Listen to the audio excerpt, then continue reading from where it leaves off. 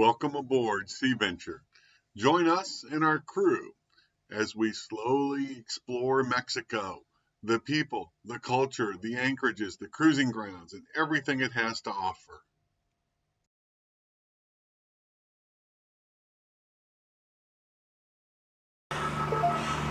Good evening. It is a little after 6 p.m. and quite dark out.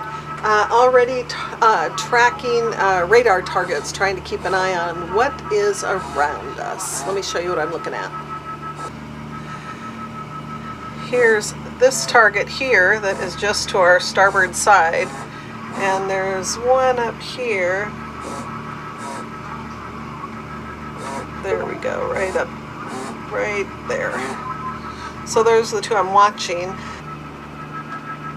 I suppose we can have a 10:30 p.m. Update. Still dark. Still just cruising along. Really nothing remarkable happening. Barclay's though up and kind of playing around, so that's kind of good. Rosie's downstairs sleeping, so we just keep kind of moving along. Otherwise, I got the video from today leaving Ensenada all uploaded and published in YouTube. So hopefully you're seeing that, and sitting here answering and responding to YouTube comments and questions. So that's primarily what I'm doing, but that's about it. Well, good evening. It's 10:30. I just got up from a couple-hour rest, and Jim is taking care of the engines. He's down in the engine. Well, he's just coming back from the engine room to give them a little drink and check out things down there. And it's time for me to start my shift. What'd you find down there? Oh, looks perfect. Oh, looks perfect down there. Nice and toasty warm, man. A little chilly up here. Nice and toasty warm down there. Everything looks perfect.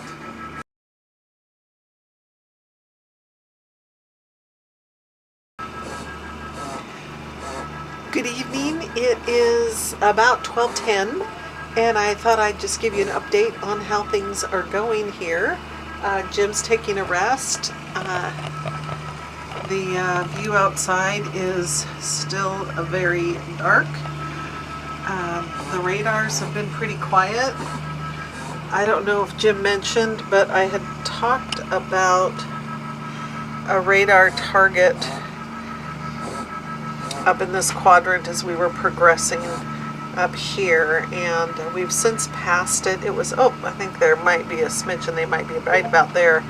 And it was a sailboat. I'm pretty confident it was a sailboat we'd seen earlier in the day. Barclay's helping me. He's now got his sea legs back. And if he could get out of the way, scooch along. We're getting close to, we're here, and here is the San Quintin potential anchorage. That could have been a possibility, but I think we're just going to continue to bypass it and work our way to, excuse me, Barclay, to Bahia Tortuga. Oh goodness. I thought I'd flip to the fleur for a moment and show you. Oh my goodness, there's porpoises on the screen. Do you see that? Look at that. Oh my gosh, how cool is that? That I just happened to do it. What I really wanted to show you was that, Barclay, come now, stay over there, that our horizon is pretty level and our water is really good. But oh my goodness, this is pretty cool.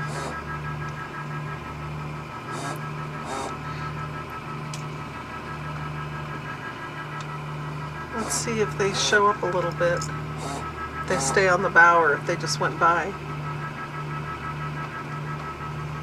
The other thing we were noticing earlier tonight is that there's a lot of phosphorescence in the water. We saw some porpoises by the bow, and they were like making big, like J's almost, like of white foam in the darkness. It was pretty cool. But at any rate, well, that's it for the porpoise show.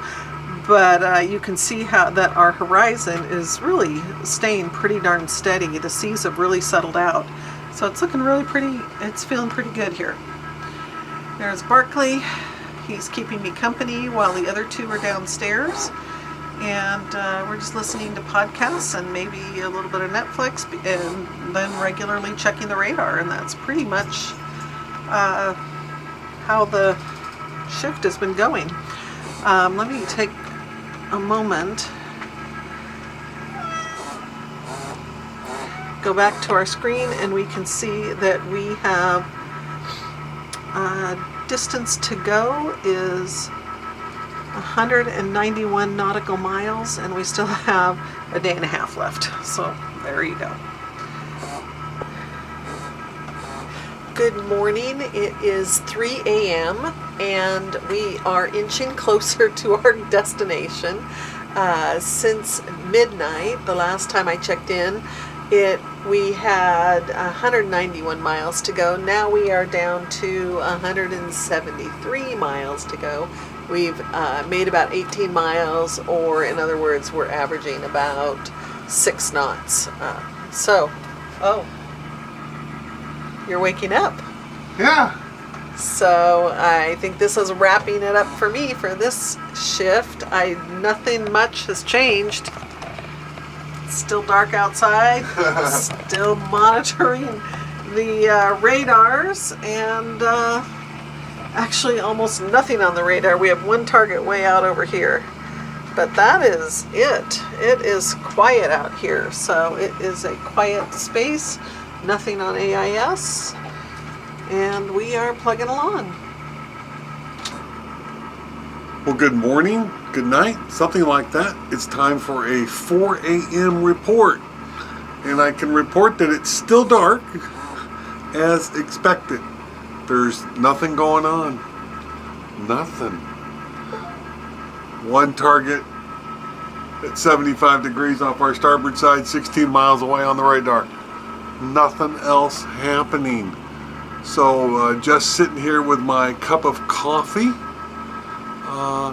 and relaxing. At night, when on passage and you want a single cup of coffee rather than making half a pot or something in the coffee maker, we have a single cup Keurig machine that works really well. So I just have it out on the counter here in the galley. As you can see, whatever movement Sea Venture has, it's not enough for anything to move around. We do have this rubber mat that we use on passages, that helps with something not sliding around, but it's really pretty calm out right now. I know the question is going to come up several times about watch schedules at night and how Rosie and I do it. And so let me explain that to you, because we do not have a set watch schedule like every 2 hours or every 3 hours or something like that. We simply go back and forth and take turns. And one of us goes and lays down, and when we naturally wake up and we're ready to get up and come up on watch, we do so. And with the caveat that who's ever on watch, if they get really tired and need a break, they can go wake the other person up. Though I have to admit that we've never done that. Now, because we've never got that far. And let me explain a little bit where this watch schedule strategy that I think is not too common came from. We used to do like every 3 hours or something. And I think it seems to us really disruptive of your sleep and well-being to be woken up by an alarm clock all the time in the middle of the night, for a watch. So we quit the whole alarm clock thing and just wake up naturally. And that just seems much more relaxed, much more energized when you get up and like you're ready to get up. And the reality is that when you're laying down and you kind of roll over and the boat's moving around and you kind of partially wake up, the tendency is that you wake up, I should probably go relieve Rosie, or Rosie's thinking I should probably go relieve Jim. And it has worked out really well for us. It's kept us rested.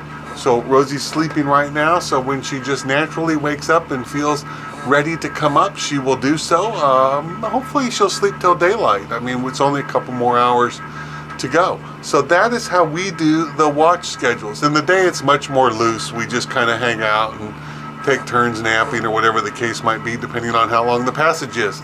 But there's your answer to how we do watch schedules aboard Sea Venture. Waking up to relatively calm, good seas, cruising right along, nothing going on, no targets within our 12-mile radar setting. Just quite nice. Still on target for arrival in Bahia, Tortuga sometime tomorrow morning, about 26 hours from now, 156 nautical miles to go. Check this out, 6:15 this morning.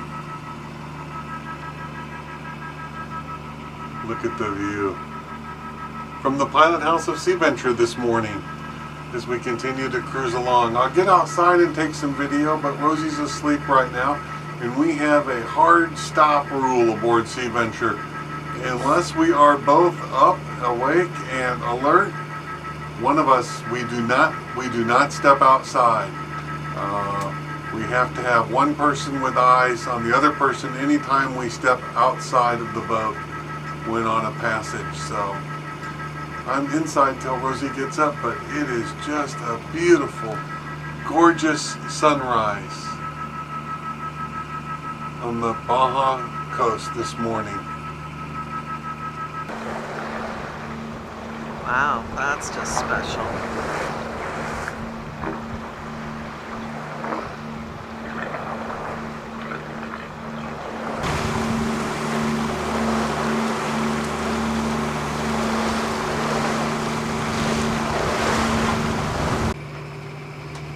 All right, it's 8:30 this morning.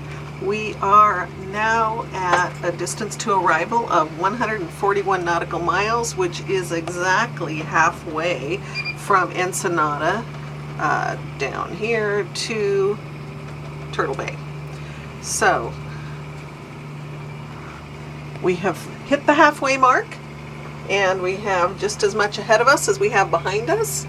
The seas have gotten a little rougher, a little swellier, and a little bit lumpier than it was this morning, but certainly very manageable. There's the shoreline in the distance. I'll try to hold it still. And there is the point up ahead, which is the point that creates the big bay that we're going to kind of cross. I'll give you a 9 a.m. update. It's gotten a little bit sporty, just a little. We continue to have our 1 to 2 meter swell kind of coming over the starboard stern, but now we've added about a 1 to 2 foot wind chop caused by about 12 knots of sustained winds coming from the port side, from shore.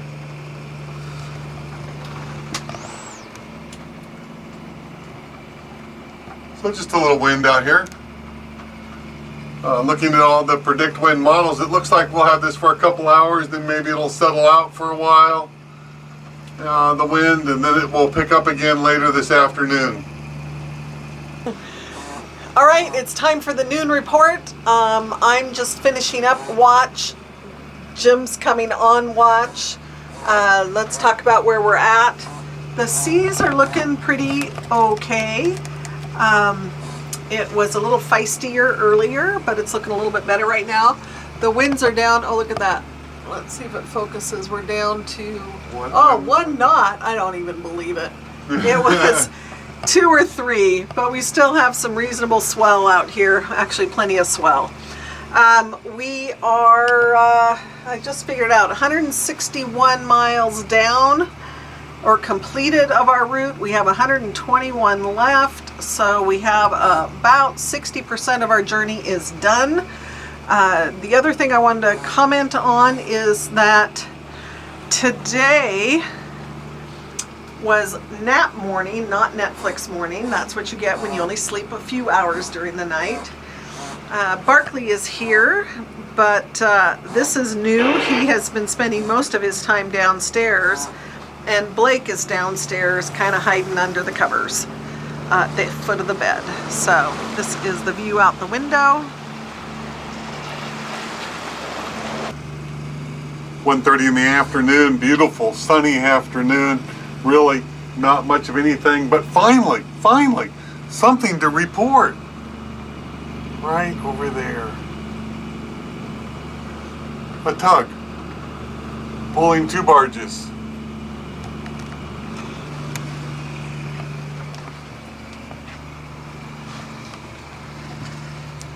There we are. The Catherine.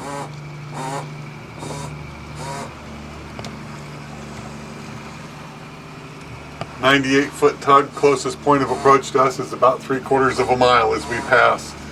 AIS says their destination is San Diego. 3:15 this afternoon. As predicted, the wind has picked up a little bit, but also as predicted, it's right on the stern. We're showing about 14 knots of wind coming over the stern, but really not impacting our cruise at all.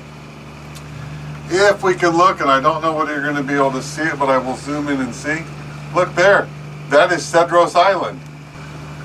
So as we're cruising along this afternoon, Rosie and I are restudying the Mexico boating guide. It's the one most people use here. And Tortuga or Turtle Bay, and how to enter and where the town is and where to anchor. So we're just reading up everything once again for Turtle Bay as we prepare our cruise through the islands here in the dark, and still planning to arrive sometime around breakfast. Blake and Jim on the back deck, taking a break. It's my turn to keep an eye on things. And Barkley's up and about as well. It's nice to have the cats up and doing things since they've been hiding out their first day, but I think they're getting their sea legs back. So far it's looking pretty good out here. We're looking at the sunset at the end of our second day of our passage, and as we look ahead, we'll have probably the only daytime look of Cedros Island. Let's see if I can get you a little bit of it. It is off in the distance, and by the time we pass through there, it'll be dark. A quick recap about yesterday and today. I wanted to talk a little bit about what was different. Yesterday was our first day back on the water after a while, and the first day for the cats after over a year. So it certainly was, I think, a little more frightening for them, and they spent a lot of time hiding downstairs. Today they're starting to get a little more out and about, which is really nice to see. Another difference is yesterday we had a full night's sleep the night before. Last night we did not, because we of course had our shifts overnight, and so today was spent more on getting things like some rest during the day as opposed to fooling around with Netflix, although that was really fun yesterday. And before you continue, you have to acknowledge we got as far as what, 60 miles from land today? Yeah. And Netflix and Starlink never missed a beat. So that's kind of cool. What else? They should be paying me. No, we don't do any sponsorships. No, we don't. We don't do. We decline all those. We like to just claim all of our comments for how we use stuff. Yep. But at any rate, and then the other thing is neither of us have really had much of an appetite, and so maybe we snack a little, or we just had a salad for dinner, but kind of just part of being out on the water and moving a lot. Things that normally don't bother me are kind of bothering me. Maybe, you know, I found I drank a Coke this afternoon, and that was not okay. So things like that are a little bit different. And then just getting our sea legs back and getting used to the water moving. We didn't have any drama or trauma today, so that was nice, kept things calm. And we're excited about arriving tomorrow morning. So we have one more night to get through, and these nights are really long. But one more night to get through, and then we will be at Baja Tortuga, and that'll be a lot of fun. I'm super excited. Ooh, I got a question. Can I ask a question? Of course. How about, are you going to have like a beer or a glass of wine this evening? No, we're cruising. Why not? We're cruising. We don't do that when we're cruising. But wait till we dock tomorrow, or wait till we anchor tomorrow. Yep. Then all bets are off. No alcohol by anybody on board when the boat is moving or going to move that day. It's just our personal rule. Our personal rule. But I think a margarita will be in order when we get to Bahia Tortuga. Oh yeah. Once you anchor, all bets are off. All right, guys. Well, have a great night, and we will see you tomorrow. Yeah.